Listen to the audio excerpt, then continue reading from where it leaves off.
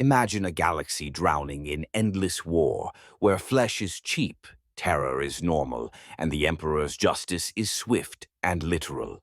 Enter the Penal Legions, the Astra Militarum's ultimate recycling program for criminals, deserters, and failed soldiers. These are not crack regiments. They are the Imperium's legally sanctioned suicide squads.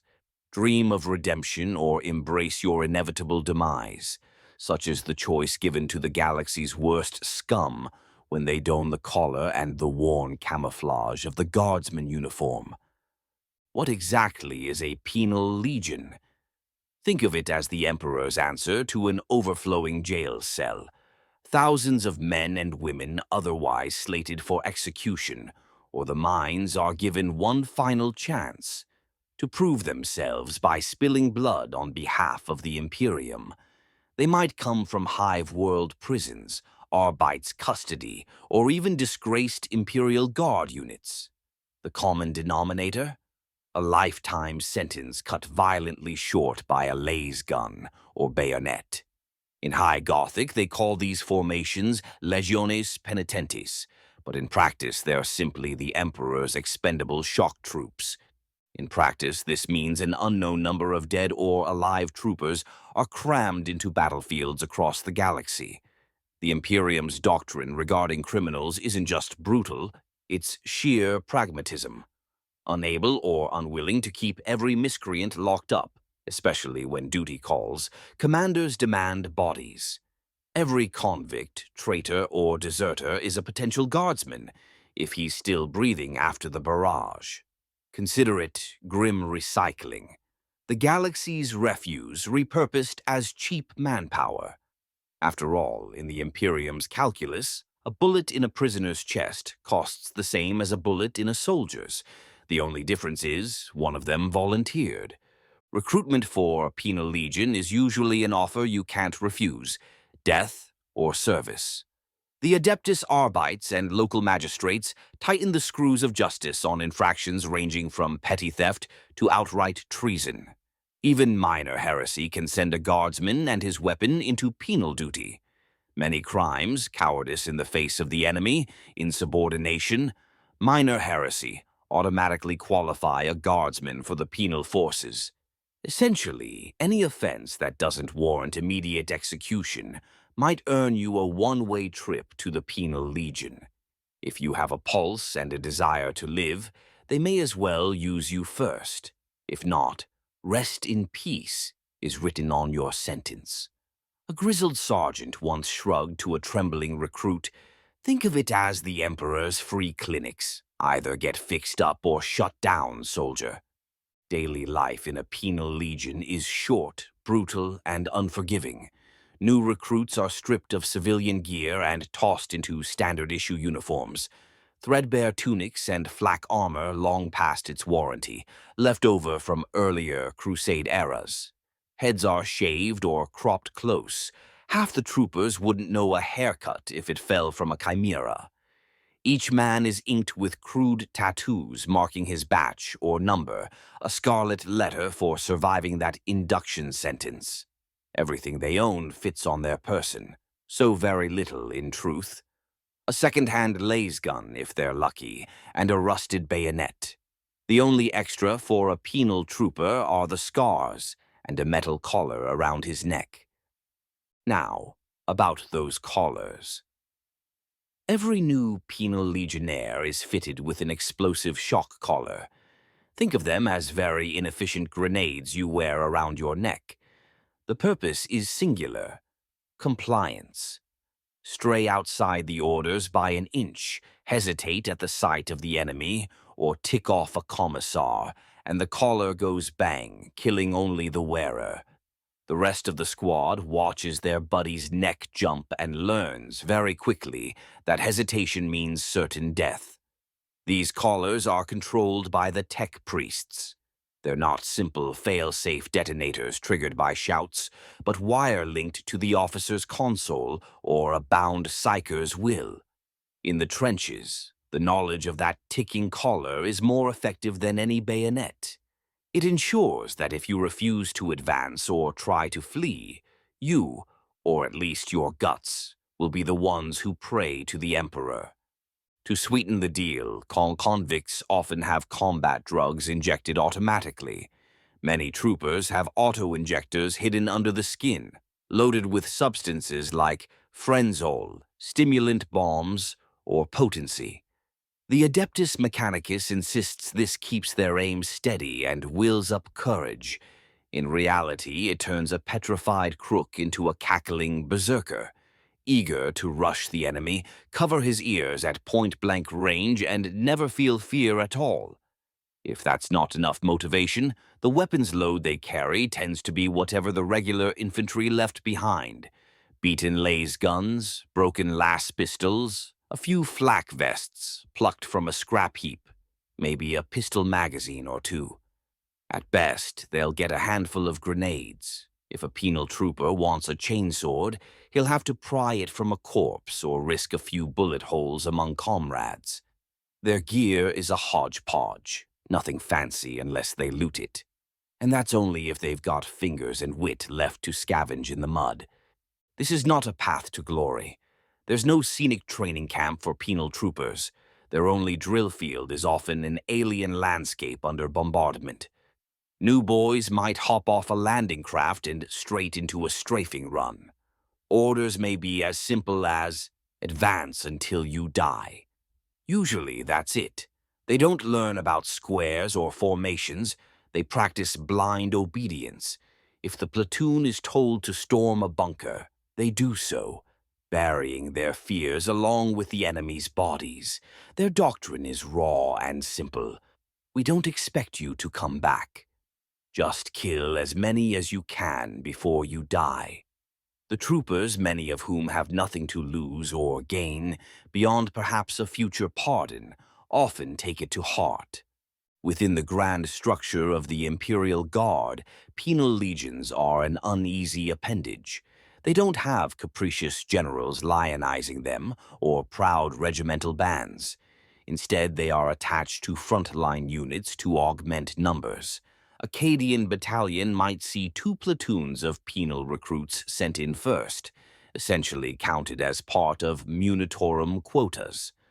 On besieged worlds, local PDF commanders might scrape together convicts as a last-ditch fire brigade.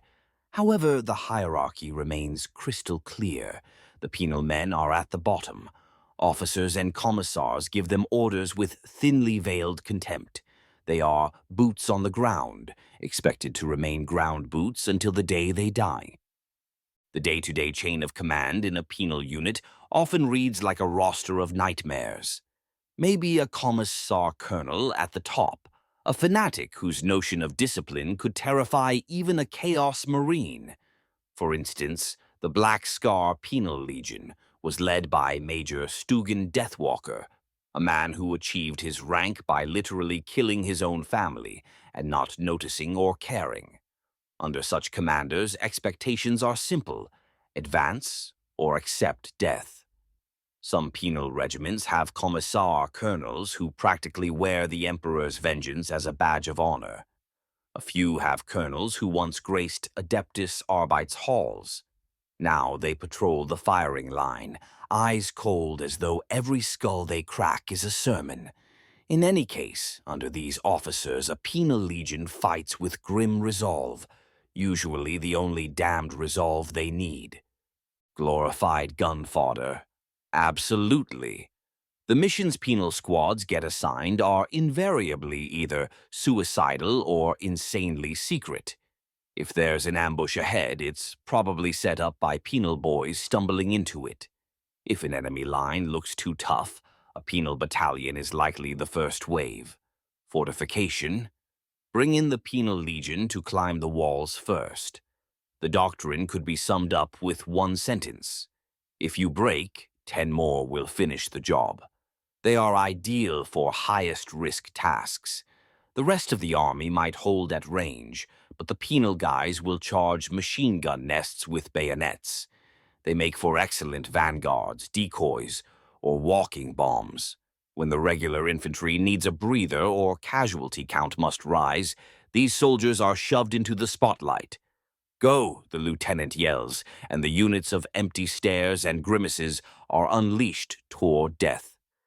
They know this is the plan, to mow down enemies like wheat in a barn, sacrificing themselves so others might live. Punishment is swift. In a normal regiment, getting shot might count you as honorable dead. In the penal forces, it's routine. Troopers caught lagging or losing focus can be executed on the spot by their own officers, to restore discipline, of course. Some field units practice a brutal mock decimation. If a platoon fails to achieve its objective or shows cowardice, every 10th or even 20th man might be executed by his comrades as an example. Commissars patrol like grim reapers, searching for eyes that linger on the sky or hands that tremble. If you flinch, they'll finish the job themselves. They might stick you in the back with a bayonet or hammer a laser gun into your skull. The message is drum-beating clear. Obey without question or die a meaningless death. Despite this nightmare, some troopers adapt in their own brutal way. There is a perverse camaraderie among them. Once the initial terror subsides, a warped friendship can form.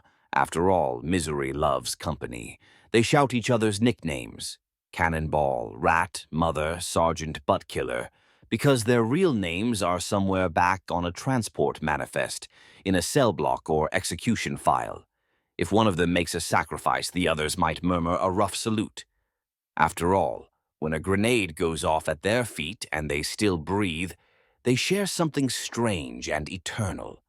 The galaxy might see them as worthless, but among themselves, surviving means something. A veteran might pat a terrified kid on the shoulder and say, "Hey, you made it past Wave 2, friend. Welcome aboard." In their eyes, if you live through one fight, you're no longer a waste, just stubborn. Maybe that's the only pride they'll ever know, to outlive what was expected.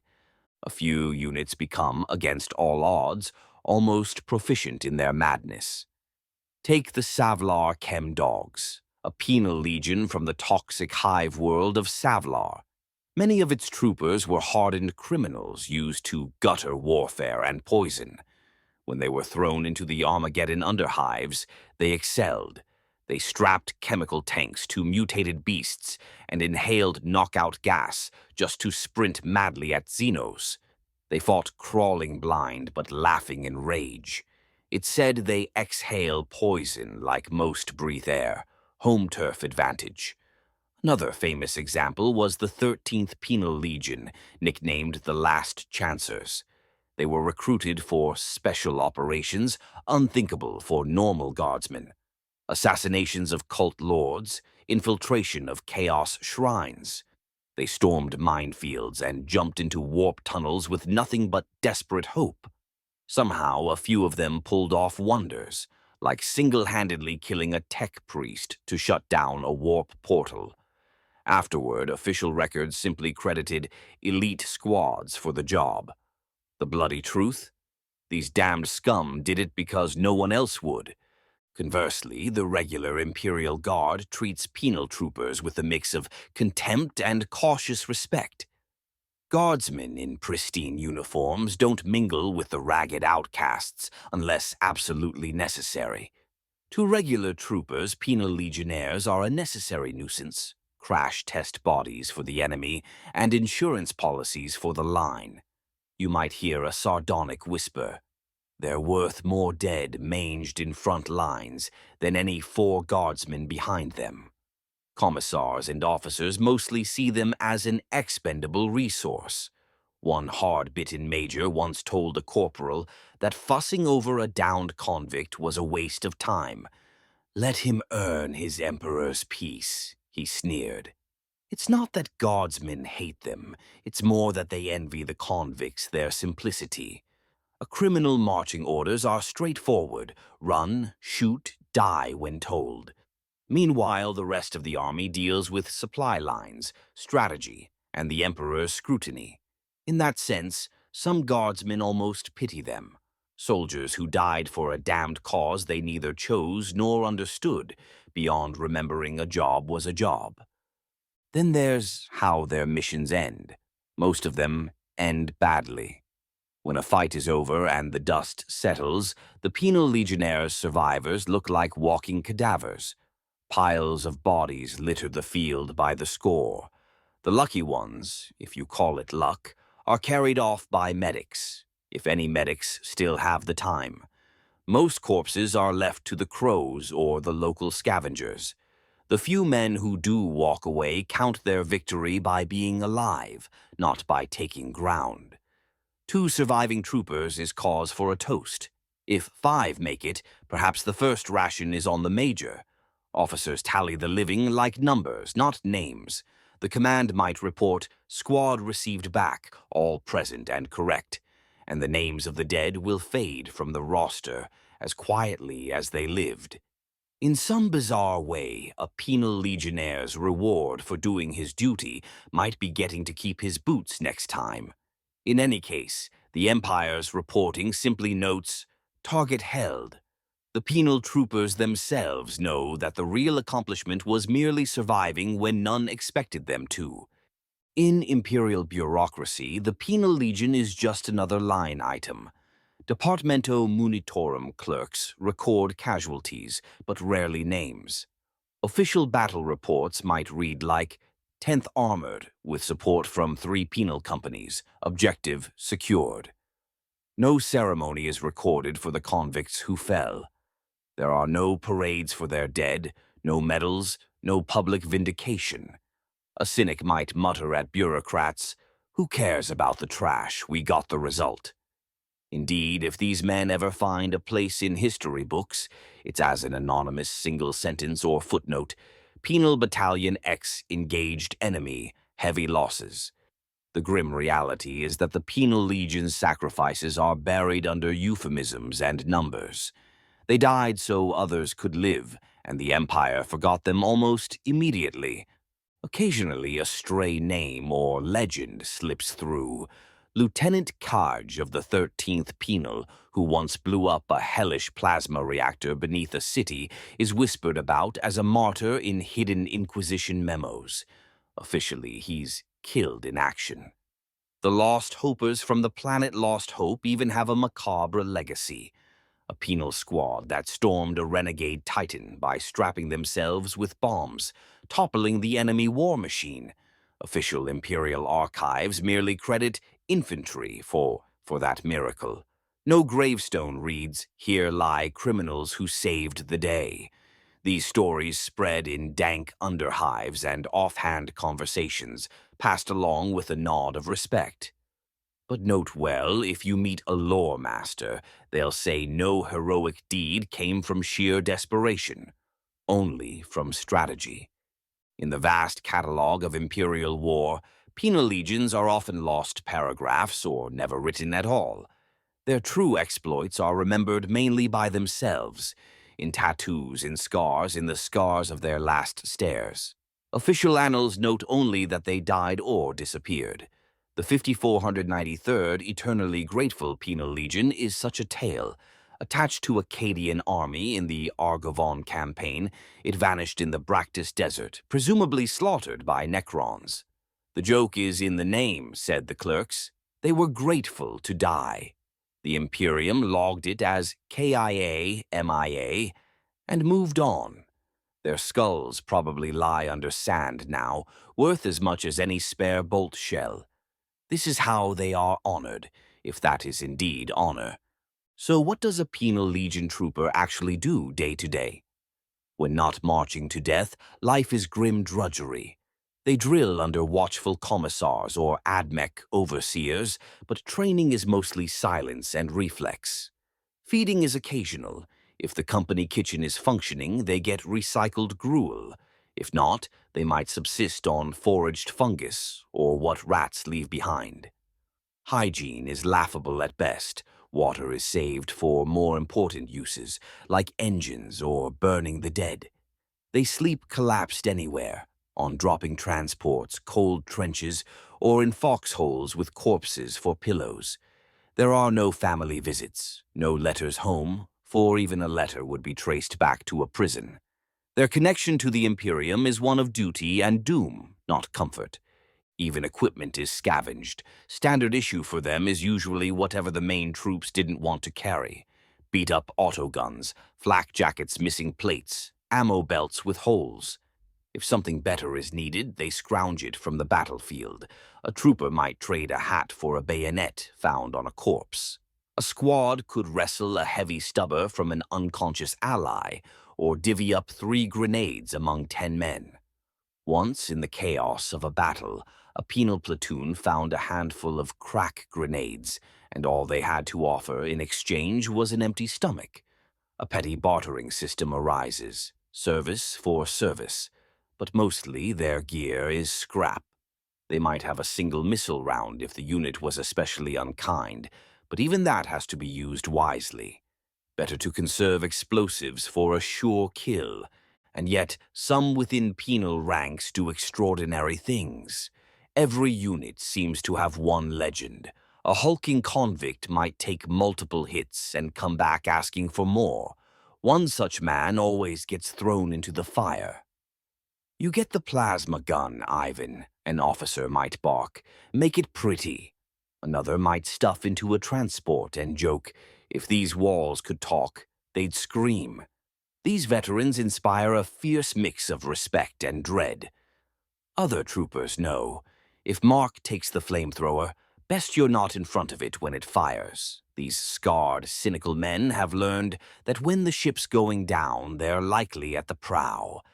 And in that truth, oddly, they find something like pride. Surviving more gunshots than any sane man should is an odd brag, a twisted brotherhood sign. Training, such as it is, comes on the job. There are no grand tutorials on tactics or inspiring rhetoric. The drill sergeant is the enemy's fire. The whispered orders of commissars are their creed. Troops learn formation only by necessity, tight-roping trenches crawling over each other to avoid mortars. The unofficial syllabus is short: advance, fire, kill, die. They memorize one basic credo. When the commander runs, sometimes a camouflage of panic, you either run faster or take his bullet so he can. It's a stark education. A cadet asked an old penal vet about ranks and commendations. He merely heard back, "Ranks? We just wear scars." Rations and rest are luxury for others. For penal soldiers, every meal is earned through pain. If a mission is won, they might scrounge whatever uncleared corpses left behind. If it goes badly, they subsist on slop.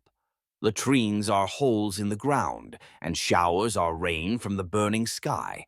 At best, they steal water canisters from allies if nobody's looking.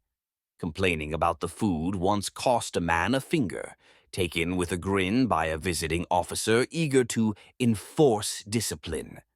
The coping mechanisms vary. Some squat and hope the porridge has no bugs, others pray no one notices their empty plate. Camaraderie in these units is as perverse as their orders. Troopers have no real names, only numbers or blasphemous nicknames. Chainsaw, Ratcatcher, Miss Teaser. They will help each other over a trench, but no one will hold a wounded man under fire if it risks them. They are brothers only in suffering. If one yells an order wrong or the sun is too bright, another simply pushes him aside. Among them, loyalty is measured not in friendship but in shared misery. On quieter nights you might hear hushed curses, drunken dares, or silence. Some pray with twisted fervor, others smoke the last rations in defiance. Mostly, if there's humor, it's gallows humor. A trooper might toast, "Here's to the Emperor." At least his bullets keep us warm. Sometimes they laugh, sometimes it's the only way to breathe. Discipline among the penal troops is mostly induced by fear and the occasional mirage of redemption. Some convicts embrace the brutality. "Better to die for the Emperor than rot in a cell," one often grunts. Many are already half-believers in their own damnation. For them, each drop of enemy blood spilled becomes a sort of atonement, as if they think the universe will balance itself out. Others seethe quietly, protesting through clenched teeth. Some even refuse to pray, saying they only got enough faith to see the end of this fight. The truth is, with a laser gun pointing at your brain, religion and morale have a habit of aligning one way: obey and kill, or die by someone else's rules. Units by name? Rarely do they march under great banners. There are a few odd exceptions. Savlar 22nd Chem Dogs, the black leather addicts of Armageddon, strike fear because their monstrous beast collars gas up local fauna into spitting monstrosities. The 13th Penal Legion, the Last Chancers, earned infamy for black ops, assassinating traitors, stealing plans, even setting abandoned psyker temples ablaze. The Black Scar Penal Legion, named for its fanatical leader, is remembered for being the only unit that never surrendered a foot of ground, simply because they had nothing left to give but contempt. And then there's the 493rd, eternally grateful to be dead, a footnote in the sand of Argovon. Each name suggests horrors untold, but sadly no hymn gets sung for them. They die as ghosts die, unseen and unmissed. By the end of a campaign, a penal squad might feel like they're on to a cosmic joke. They volunteered for redemption and got conscripted into a census of ghosts. One wounded corporal once quipped that these troopers were bankrolled by the Emperor himself. Only Uncle Ed isn't charging interest on our lives. Their only act of defiance is sometimes a weary grin, waiting for fate to finish laughing. Yet a surprising number carry on coolly. They've decided that if death is the goal, they might as well dictate the path. If a battlefield is a stage, then they play the executioner's marionette with bloody relish. Some inner circle brag. Penal troopers are actually blessed. What other soldiers get letters from church in the field? Priests call it penance through blood, dignified and loud. The mechanicus says it's stress relief on autopilot, and if an imperial dignitary happens upon them, he might proclaim them the emperor's closet usurpers, fighting on without ever claiming credit. None of it changes much, though, except maybe one extra fancy prayer tattooed on their arms. If there's any lesson in all this, it's writ large in the empty spaces of the record books. Heroes are written in gold, penal troopers in numbers. We might salute the ones who saved worlds, but who salutes those who stormed them to dust? When all is said and done, these men got the last laugh in the cruelest way. Their redemption was to die on their feet. Still, if by some stroke of blind luck someone remembers them, let it be a quiet nod. For in the grim darkness, even scum can die honorably, if only the galaxy hears their silent salute in time. When the dust finally settles on a battlefield, the penal legionnaires leave behind a peculiar silence.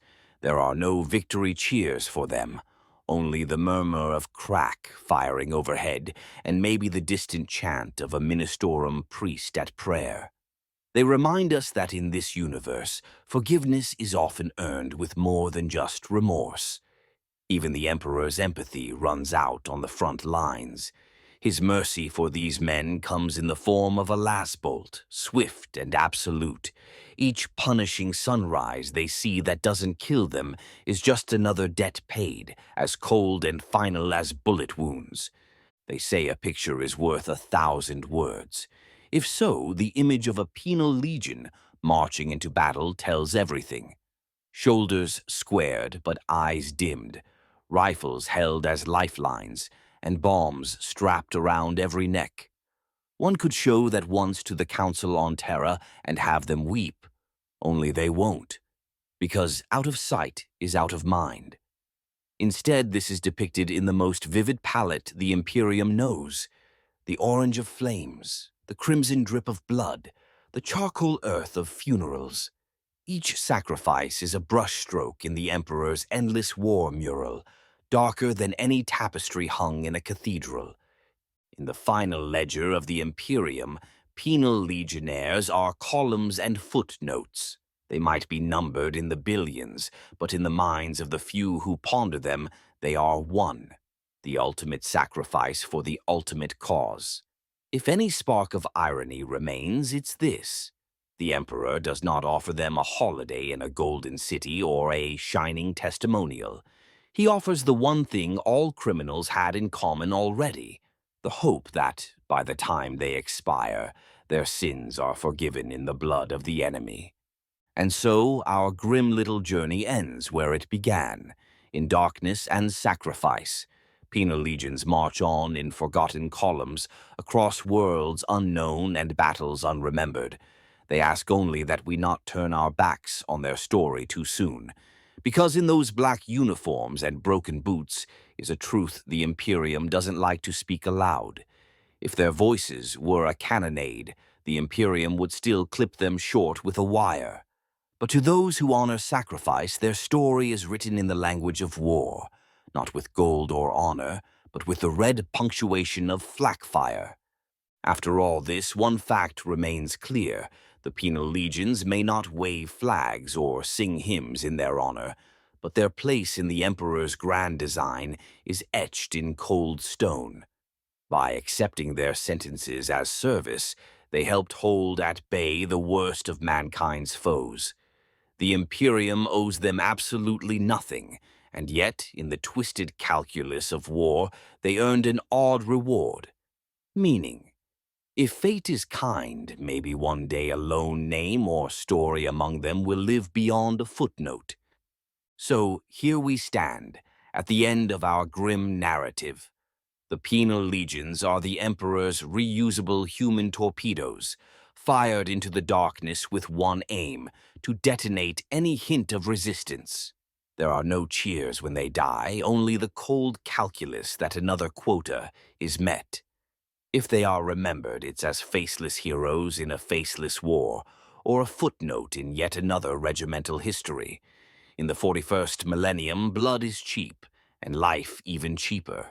The Penal Legion reminds us that in the Emperor's war, the only thing more abundant than bullets is the willingness to use them, especially on those who've already burned their bridges. And so, dear listener, remember this cautionary tale the next time you hear of a Penal Legion on the march. It's a chapter in the larger saga of the 41st millennium that seldom gets spoken aloud. But it matters. Behind those eye patches, collars, and crossed-out files as were once sinners, and maybe even believers who were bound to their fate. In the grim darkness, their final words might well be a quiet message. At least let our story be true. When the dust settles and all the guns go silent, the penal trooper's legacy is written in blood and silence. The guns cease, the echoes fade, and only the scorched earth remembers his last steps. Even if the galaxy never cheers their names, somewhere in the warp the Emperor may still be cataloging each life. Every last bullet-fired breath, every battered body. He counts them quietly, one by one. Everyone used, everyone known. For the Imperium, these were just another means to an end. For a penal soldier, it was the only existence he ever knew. Our grim offer accepted, our final tally made.